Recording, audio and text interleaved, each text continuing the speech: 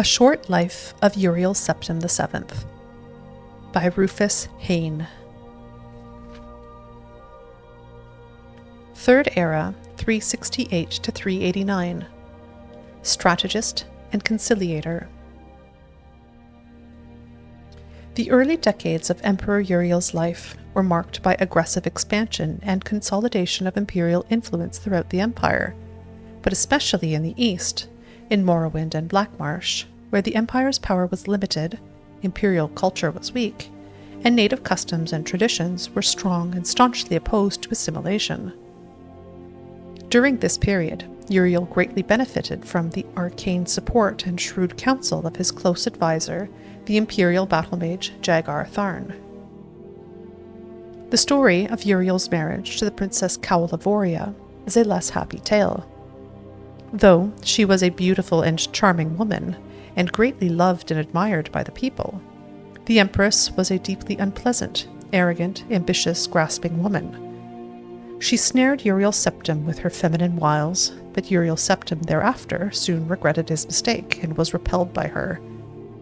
They heartily detested one another and went out of their ways to hurt one another.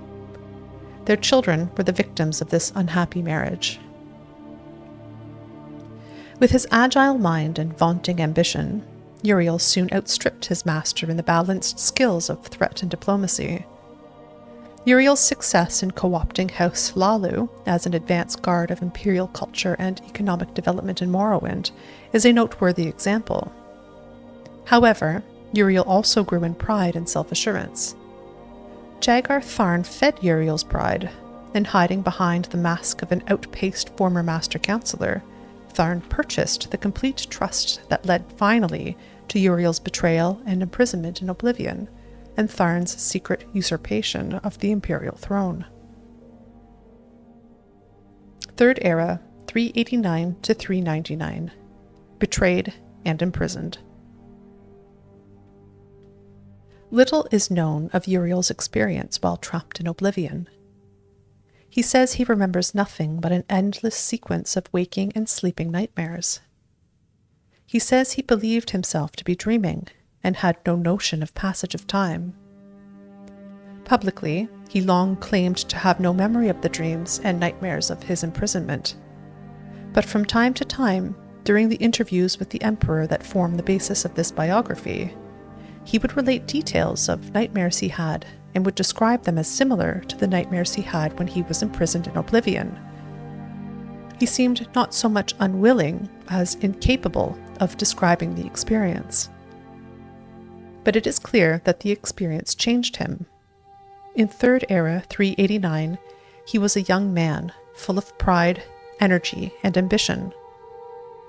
During the Restoration, after his rescue and return to the throne, he was an old man, grave, patient, and cautious. He also became conservative and pessimistic, where the policies of his early life were markedly bold, even rash.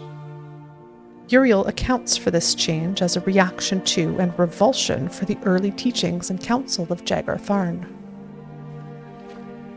However, Uriel's exile in Oblivion also clearly drained and wasted him in body and spirit, though his mind retained the shrewd cunning and flexibility of his youth. The story of Tharn's magical impersonation of the Emperor, the unmasking of Tharn's imposture by Queen Barenziah, and the roles played by King Edwyr, Rhea Silmaine, and her champion in assembling the Staff of Chaos, defeating the renegade imperial battle mage Jagar Tharn, and restoring Uriel to the throne, is treated at length in Stern Gamboge's excellent 3-volume biography of Barenziah. There is no reason to recount that narrative here.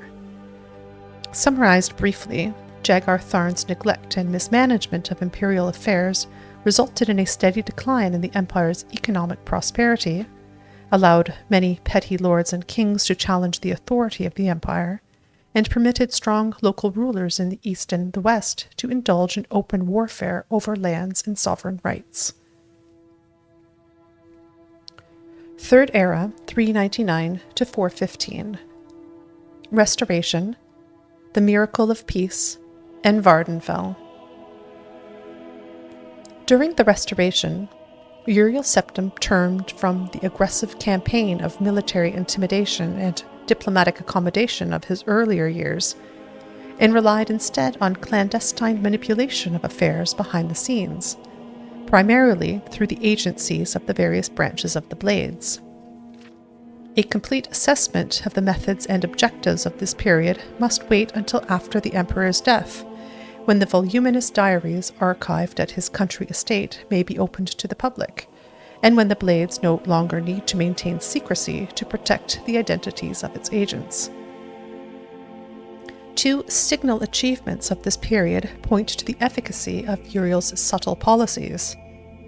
The Miracle of Peace, also popularly known as the Warp in the West, that transformed the Iliac Bay region from an unruly assortment of warring petty kingdoms into the well-ordered and peaceful modern counties of Hammerfell, Sentinel, Wayrest, and Orsinium, and the colonization of Vardenfell, presided over by the skillful machinations of King Helseth of Morrowind and Lady Barenziah, the Queen Mother, which brought Morrowind more closely into the sphere of Imperial influence. Third Era, 415 to 430. The Golden Peace, King Helseth's court, and the Nine in the East following the Miracle of Peace, best described in Per Vetterson's Daggerfall, A Modern History. The Empire entered a period of peace and prosperity comparable to the early years of Uriel's reign. With the Imperial heartland and West solidly integrated into the Empire, Uriel was able to turn his full attention to the East, to Morrowind. Exploiting conflicts at the heart of Morrowind's monolithic tribunal religion and the long-established Great House system of government, and taking advantage of the terrible threat that the corrupted divine beings at the heart of the tribunal religion presented to the growing colonies on Vardenfell, Uriel worked through shadowy agents of the Blades and through the court of King Helseth in Mournhold to shift the center of political power in Morrowind from the Great House councils to Helseth's court, and took advantage of the collapse of the orthodox tribunal cults to establish the Nine Divines as the dominant faiths in Hlaalu and Vardenfell districts. Hasfat Anabolis's treatment of the establishment of the Nine in the East in his 4-volume Life and Times of the Nerevarine is comprehensive. However, he fails to resolve the central mystery of this period. How much did Uriel know about the prophecies of the Nerevarine, and how did he learn of their significance? The definitive resolution of this and other mysteries must await the future release of the Emperor's private papers, or a relenting of the Blade's strict policies of secrecy concerning their agents.